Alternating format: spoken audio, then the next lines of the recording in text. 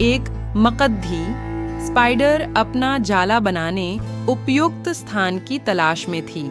वह चाहती थी कि उसका जाला ऐसे स्थान पर हो जहां ढेर सारे कीड़े मकोड़े और मक्खियाँ आकर फंसे। इस तरह वह मजे से खाते पीते और आराम करते अपना जीवन बिताना चाहती थी। उसे एक घर के कमरे का कोना पसंद आ गया और वह वहां जाला बनाने की तैयारी करने लगी। उसने जाला बुनना शुरू ही किया था कि वहां से गुजर रही एक बिल्ली उसे देख जोर जोर से हंसने लगी। मकद्दी ने जब बिल्ली से उसके हंसने का कारण पूछा तो बिल्ली बोली, मैं तुम्हारी बेवकूफ़ी पर हंस रही हूँ। तुम्हें दिखाई नहीं पड़ रहा कि ये स्थान कितना साफ सुथरा है। यहाँ न कीड़े मकोड़े हैं न ही मक्खियाँ। तुम्हारे जाले में कौन फंसेगा? बिल्ली की बात सुनकर मकद्दी ने कमरे के उस कोने में जाला बनाने का विचार त्याग दिया और दूसरे स्थान की तलाश करने लगी। उसने घर के बरामदे से लगी एक खिड़की देखी और वह वहां जाला बुनने लगी। उसने आधा जाला बुनकर तैयार कर लिया था, तभी एक चिड़िया वहां आई और उसका मजाक उड़ाने लगी। अरे, तुम्हारा दिमाग खराब हो गया है क्या, जो इस खिड़की पर झाला बुन रही हो? तेज हवा चलेगी और तुम्हारा झाला उड़ जाएगा।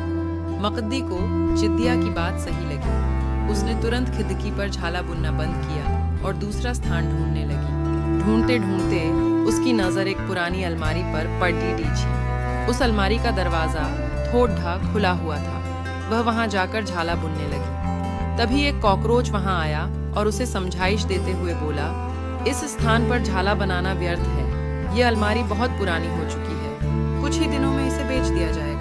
तुम्हारी सारी मेहनत बेकार चली जाएगी। मकद्दी ने कॉकरोच की समझाइश मान ली और अलमारी में जाला बनाना बंद कर दूसरे स्थान की खोज करने लगी। लेकिन इन सब के बीच पूरा दिन निकल चुका था।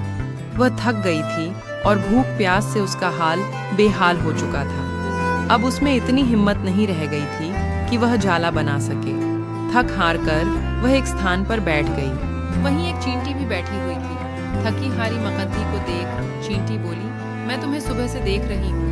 तुम जाला बुनना शुरू करती हो और दूसरों की बातों में आकर उसे अधूरा छोड़ देती हो। जो दूसरों की बातों में आता है उसका तुम्हारे जैसा ही हाल होता है। चींटी बात सुनकर मकद्दी को अपनी गलती का एहसास हुआ और वह पछताने लगी। सीख अक्सर ऐसा होता है कि हम नया काम शुरू करते हैं और नकारात्मक मानसिकता के लोग आकर हमें हतोत्साहित करने लगते हैं। वे भविष्य की परेशानियां और समस्याएं गिनाकर हमारा हौसला तोड़ने की कोशिश करते हैं। कई बार हम उनकी बातों में आकर अपना काम उस स्थिति में छोड़ देते हैं जब वह पूरा होने की कगार पर होता है और बाद में समय निकल जाने पर हम पछताते रह जाते हैं। आवश्यकता है कि जब भी हम कोई नया काम शुरू करें तो पूर्ण सोच विचार कर करें और उसके बाद आत्मविश्वास और दृढ़ निश्चय के साथ उस काम में जुट जाएं। काम अवश्य पूरा होगा। जीवन में सफलता प्राप्त करनी है तो लक्ष्य के प्रति ऐसा ही दृष्टिकोण रखना होगा।